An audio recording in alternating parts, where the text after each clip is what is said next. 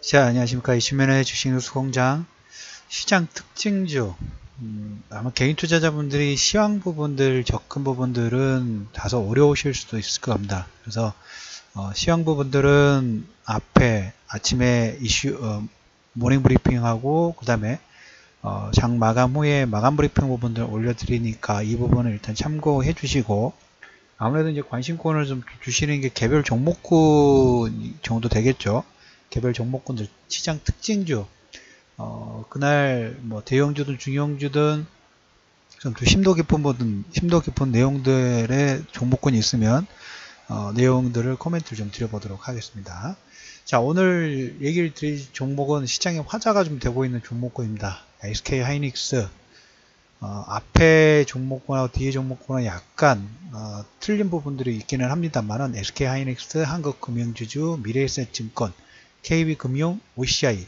자, 이 종목 순으로 그 종목군들의 핵심 포인트, 어느 포인트를 좀 둬야 되는지 이 부분을 집중적으로 좀 얘기를 좀 드려보도록 하겠습니다. 자, 첫 번째로 좀 말씀드릴 종목은 SK 하이닉스입니다. 방송을 들으셨던 분이 있으실 거고 아니면 처음 들으신 분도 있으실 건데, 우리가 이 종목군은 어떻게 보면 3, 4분기, 4, 4분기 작년에 어떻게 보면 이 상승 부분들이 진행되고 실적, 삼성전자뿐만 아니라 SK하이닉스도 마찬가지죠. 특히 SK하이닉스는 도시바 인수 관련된 부분들이 있는데, 삼성전자를 먼저 보시면 삼성전자는 실적, AB 실적 가이던스 부분들이 발표가 나올 때마다 먼저 좀 경고 말씀 부분들을 좀 드렸죠. 여기서 한번, 그 다음에 여기에서 한 번 정도 돼서 예비 실적 가이던스, 그걸로 인해서 실적 기대치 부분이 상승을 하고 있는 건 사실이긴 합니다만은, 우리가 중요한 것은 실적 발표에도 사상 최고치가 나오는 게 중요한 게 아니라 다음에 플러스 알파를 만들어줄 요건 자체가 있고 향후에 성장성 부분들이 부각될 수 있는지, 이게 가장 중요한 부분이에요. 그래서 삼성전자라든지 특히 삼성전자 같은 경우에 시장의 대장주 역할 부분들 좀 하기 때문에 뭐 속절없이 대장주가 무너지진 않습니다. 하지만 말씀을 좀 드렸던 것처럼 여기 박스권 시장이 있죠. 여기 박스권 안에서 움직일 자체가 가능성 자체가 크다. 왜? 물론 이제 1분기, 2분기에는 바로 진행되는 건 아니지만 중국에서 팹이 하나하나씩 오픈이 좀 됩니다. 물론 기대하는 부분들이 없지 않아 좀 있기는 합니다.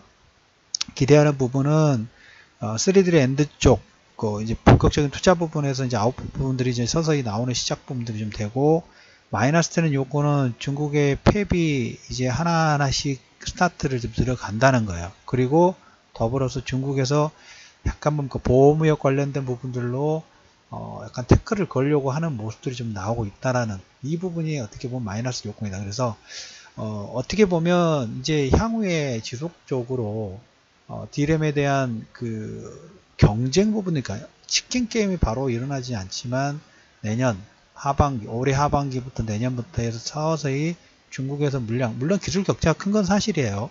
기술 격차가 큰 건 사실이고, 그 다음에 이제 우리가 볼 부분이 IoT, 이 부분에서 좀 어느 정도 퍼포먼스 부분을 내야 되는데, 조금 마이너스 되는 요건 부분 하나 따진다 하면 스마트폰 쪽이 중국이 너무 빨리 치고 올라오고 있어요. 반도체 쪽도 마찬가지지만 스마트폰이 화웨이 제품이 물론 삼성이 이제 듀얼 카메라 부분을 나오고 아이폰 X가 이번에 단종 부분들, 부품 공급 부분들 줄이는 판매가 안 돼요.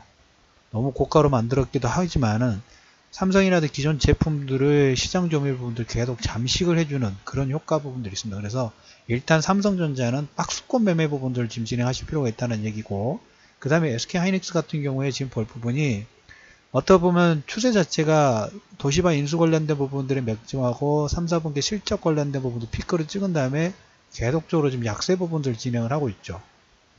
여기에 지금 변수 부분이 도시바 인수가 약간 브레이크가 걸리면서 IPO 쪽으로 좀 전환할 수 있는 가능성 자체도 부각이 좀 되고 있어요. 그래서 SK하이닉스는 어떻게 보면 시장에 삼성전자도 마찬가지고 SK하이닉스도 마찬가지고 개인 투자자분들이 좋아하는 종목이긴 합니다만은 하단에 보시면 외국인들과 기관의 수급 자체가 계속 강도 자체가 줄어들고 있죠. 이 외국인과 기관의 강도 자체가 강화되는 건 어느 쪽 종목군인가요? 이런 종목군에 지금 집중이 좀 되고 있어요. 조금 전에 말씀드렸죠. KB금융이라든지 은행주들, 지금 보시면 인플레이션 시대라고 말씀을 드렸어요. 유가가 60달러 선을 넘어섰고 브렌트유도 70달러 선 넘어서면서 한 종목, 한 해외 지수 하나 보시면 러시아 지수를 보시면 박스권 상단 부분 돌파를 해가지고 신고가 파동 나오고 있죠. 왜 그럴까요? 유가가 올라가니까 러시아는 산유국이다 보니까 당연히 주가 상승 부분들이 계속적으로 퍼포먼스 부분들을 내는 거고, 여기에 이런 물가 상승 부분들이 진행되다 가면 올해 아마 미국에서도 금리 인상을 3회 정도 예상 부분들을 좀 하고 있기 때문에 그 기대치 부분들이 시장에서 계속 반영될 수 있는 가능성 자체가 상당히 큽니다. 그러면 은행업종, 금융주들은 당연히 업그레이드가 되는 거예요. 신한주주도 마찬가지고 이런 종목군들의 상승 부분들이 좀 진행이 되는 거고, 여기에 플러스 알파로 말씀드리면 한국금융주주, 오늘 증권주들 상승 부분들이 상당히 좀 강하게 좀 나왔습니다. 그래서 아마 개인 투자자들이 많이 매도 부분들을 진행했을 걸로 봅니다만은 이렇게 보면 단기 반등 부분 상당히 강하게 나왔죠. 그런데 예전에 과거 부분들을 본다 하면 예전에 신고가 파동 부분들을 만들고 있어요. 예전에 이제까지 가장 높았던 가격대의 고점 부분들을 강히 갔죠. 자, 그러면 항상 보면 이렇게 신고가 파동을 만들었을 때는 뭔가가 플러스 알파가 있는 거예요. 방송에서도 얘기를 드렸다는 것처럼 한국금융지주, 그 다음에 미래에셋이 9% 정도, 한국금융지주 6% 정도 반등이 나왔죠. 한국금융지주가 어떻게 보면 역사적 신고가 부분들 하는데, 여기는 작년 12월 달부터 우리가 얘기를 좀 드렸던 부분, 방송에 여러분들 시황 부분도 얘기를 들었으니까 다시 한번 체크해 주시고, 말씀을 좀 드렸던 것처럼 은행업종이든 금융주들, 미국도 마찬가지고 규제를 계속 풀어주는 방향으로 바꾸고 있어요.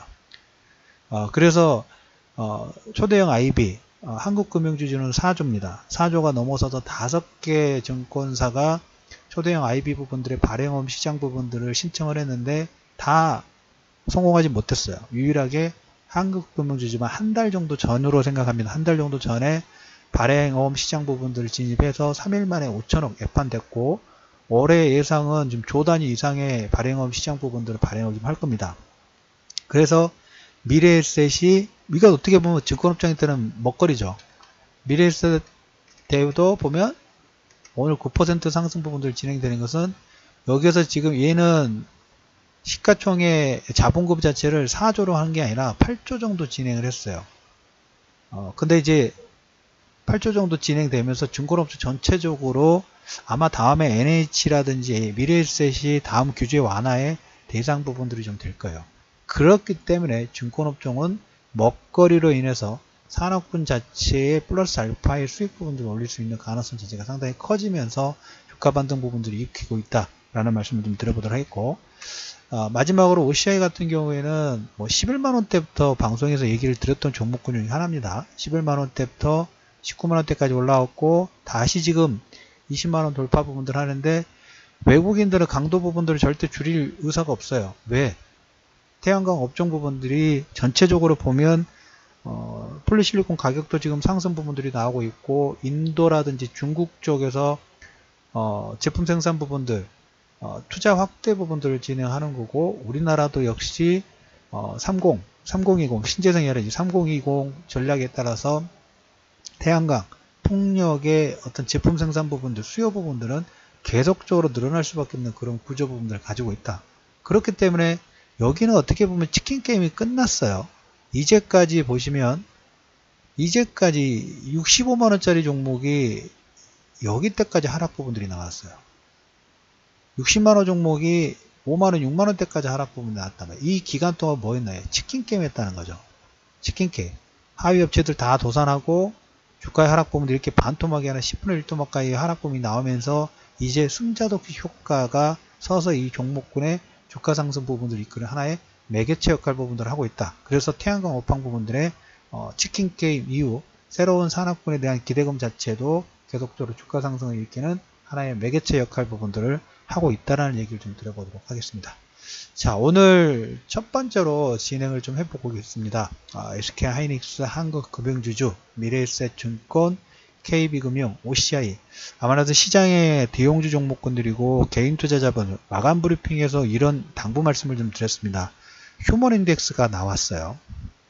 외공기 기관에서 쌍끌이 매수 부분이 상당히 강화되는 모습들이 좀 나오고 있고, 휴먼 인덱스는 대형주든 중형주든 다 팔고 시장을 떠나려고 하는 뭐 예산안 통과 부분 셧다운으로 인해서 불안 심리 부분들을 부각되는데, 휴먼 인덱스 개인 투자자들이 시장을 떠나려고 할 때 빠른 투자자라든지 빠른 투자자는 떠나는 게 아니라 더 많은 매집 부분들, 추가 매수 비중 확대 부분들이 필요하다고 말씀을 좀 드렸습니다. 시장 떠나지 마시고 템베거 시장이 본격적인 시작 부분들이 움직이고 있으니까 이 기회 최소 3년 정도 여러분들의 좋은 시장 부분이 될 수 있으니까 기대치 계속 높이실 필요가 있다는 얘기를 드리면서 시장 마감 브리핑 위에 종목 상담, 종목 관련된 브리핑 부분들을 코멘트를 올려드리도록 하겠습니다. 주변에 많은 공유, 좋아요 버튼 클릭 부탁드리면서 마무리하도록 하겠습니다.